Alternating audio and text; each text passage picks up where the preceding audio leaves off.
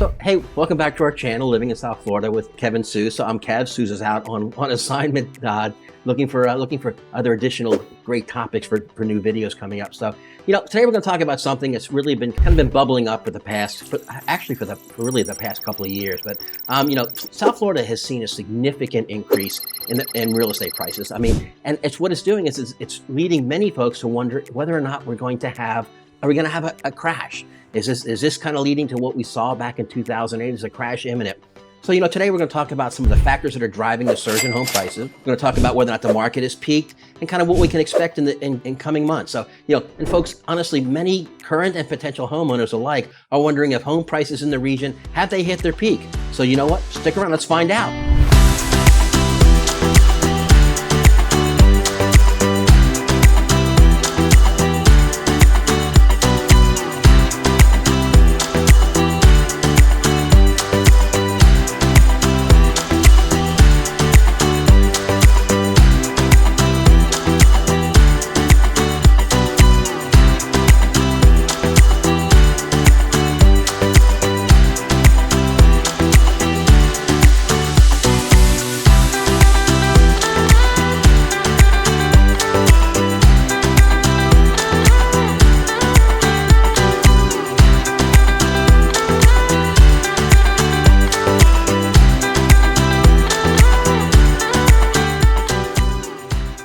So we've talked to some industry experts. So basically what we're looking at is what are the experts saying? There are folks around here. We have Ken Johnson, who's a professor at FAU. A lot of the folks around here that we're looking to really give us some insight as to what's going on in the real estate market here in South Florida. And we have, as I said, we've had this incredible surge, this incredible increases in prices. And in the past, when we've had this, it either leads to some type of a crash or it leads to some type of a kind of fall off a cliff. So folks are wondering, is that going to be happening again? Are we seeing those kind of things going on? So, and they're really looking at it from the standpoint of what does it mean from buyers, from a standpoint of current homeowners and prospective buyers and sellers. So, well, folks, one of the things that's different right now between now and 2008 is that the amount of equity that homeowners in South Florida have is significantly higher. The reason they had a crash was because a lot of the homes in South Florida, they were over leveraged.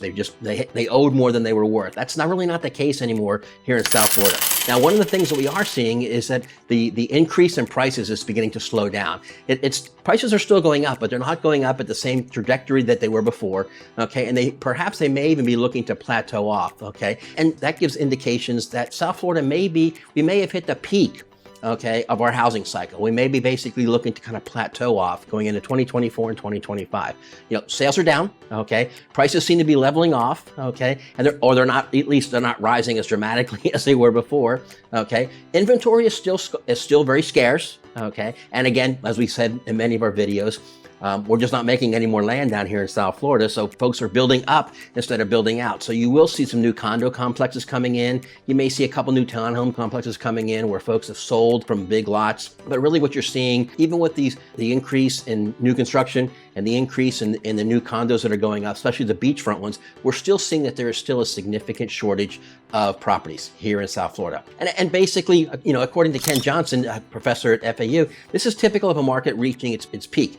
However, one of the things that we want to caution is that there's no indication that a crash is imminent. Demand is high, and there's still an overall shortage of properties here in South Florida.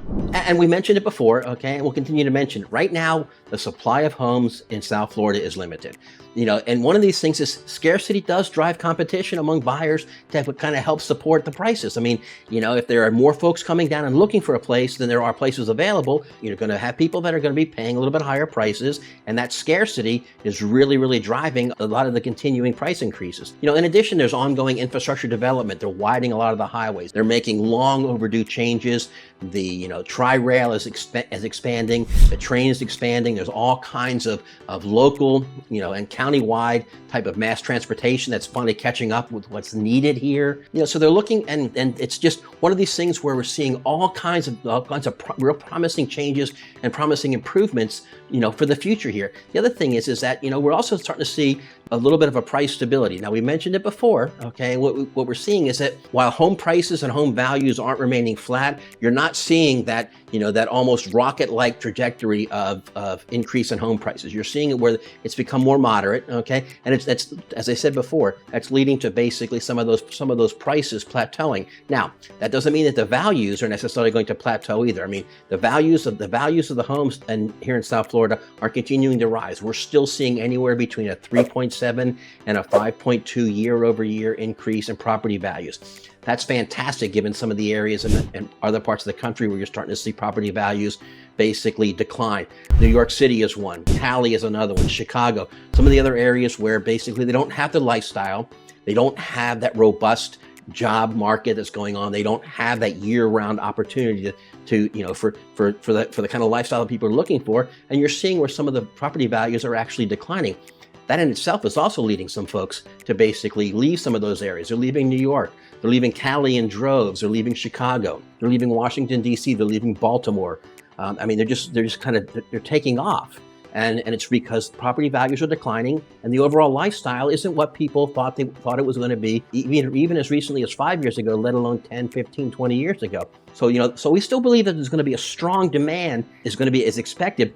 And it's going to, even with the increases in properties that are coming out, the condos that are coming on, and then the increases in new construction for single-family homes and townhomes, we still think there's going to be a very, very strong demand because as it stands right now, the supply of new homes outside of condos is much, much less than the demand for them. We've mentioned it before. We mentioned it in every one of our videos because it's basically front of face right now when it comes to real estate.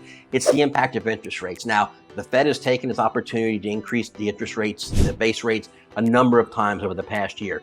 All indications are that when they meet later on this month, they're going to not increase, which is going to be a very, very strong sign out to home buyers, potential home buyers, that hey, look, maybe mortgage rates may level off, or they may even fall down a little bit.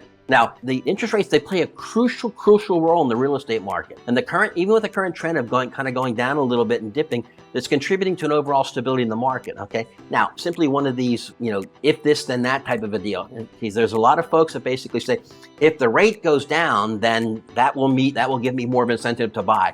Hey folks, I'm going to tell you that basically it's not the best strategy or philosophy to go with, okay? Keep in mind, interest rates are only one factor. You want to take a look at what the overall cost of home ownership is.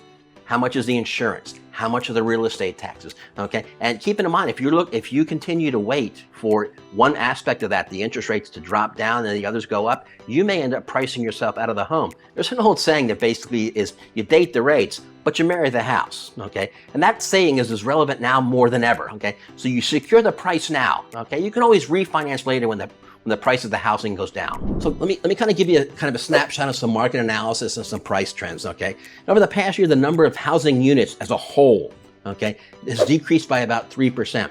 However, prices continue to rise. The average single-family home in the Tri-County area, okay, is actually 5.4% higher than it was a year ago. One of the things that we need to look at, okay, is basically the impact on population changes and the impact on population shifts, okay? There's a lot of regional variations, okay? One of the things that Professor Johnson of FAU is forecasting is that there's a south to north kind of domino effect that's supposed to be happening in South Florida, okay? Basically, where Palm Beach County is actually expected to grow faster than Broward County is actually supposed to grow faster than Miami, which has actually it's contrary to the trend it's been for the past number of years, okay? Now, Professor Johnson indicates is that home prices will likely slow down first in Miami, okay, then in Broward, and then in Palm Beach County. So, and the slowing of the home sales inland is also contributed to. It's going to start kind of inland. There's still a huge demand for oceanfront and for intercoastal and waterfront properties. So you're going to see these slowdowns coming last on the ocean and on the intercoastal areas, okay? And especially for folks that are coming from areas where they don't have that waterfront. They're still keying in on getting that waterfront property. So you're going to see those are going to be some of the last areas where you're going to see the slowdown in home prices. So what about folks folks who are concerned about the affordability of homes in South Florida. We've said it in some of our videos, there have been a lot of folks that have basically, where the increase in home prices and the increase in home values has actually priced a lot of locals out of the area, and they've taken off to other parts. We've seen a huge number of folks that are leaving for areas like the Villages, going up into Central Florida. Folks are going to Jacksonville. They're going out to Orlando. The west coast of Florida, Naples and Fort Myer and Cape Coral, they're seeing things similar to what we're seeing here on the East Coast, not to the same degree and that same magnitude, with the exception of possibly Naples, but we're still seeing a lot of the areas. Even Tallahassee is starting to get a big bump in folks coming up from South Florida. Okay, now folks, housing market trends, they're influenced by population changes. So when you have a lot of folks that are now beginning to leave, okay, and the reason that they're leaving is because they're priced out, that does create a little bit of a dynamic going on. Now, also areas that are experiencing population growth are also more likely to see an increase in home prices. The population growth in South Florida has been a significant factor over the past couple of years, going even back to the pandemic, where folks decided that, hey, if I'm going to work remotely, I might as well work remotely where I can enjoy myself and be in an area where I get sun basically endless summer. So, areas that experience this kind of growth, they're the ones that are seeing the continued higher home value and home prices. And we also talked about regional variation. The south to north domino effect is really expected to hit South Florida with a lot of significance. It's just one of these things where it's just so contrary that we're looking forward to seeing how it's going to happen. So folks, wrapping things up, the overall slowdown in transactions indicates that South Florida real estate market may be reaching its peak. Okay, but the consensus among experts is that a major crash, or even a crash at all, isn't really on the horizon. While South Florida's home prices may be reaching their peak, that crash is just not expected. The market is anticipated, and we've been talking about this now for the better part of 2023. The market is anticipated to gradually stabilize and provide kind of a favorable environment for homeowners, for sellers and buyers alike. So, folks, we want to thank you for watching the video. If you've enjoyed the video, please go ahead and give us a thumbs up. If you will, click the bell to go ahead and subscribe. We hope you found the information helpful. We hope you found it a little bit amusing as much as we could, and educational. Okay, and hey, we want to hear from you folks. So go ahead and drop us a comment in the box below. Let us know what topics are of interest to you. You can feel free to give us a call, shoot us a little text, shoot us an email. Go ahead and click on the little Calendly link and let us know. We can set up about half an hour, 45 minutes to go ahead and chit chat about anything.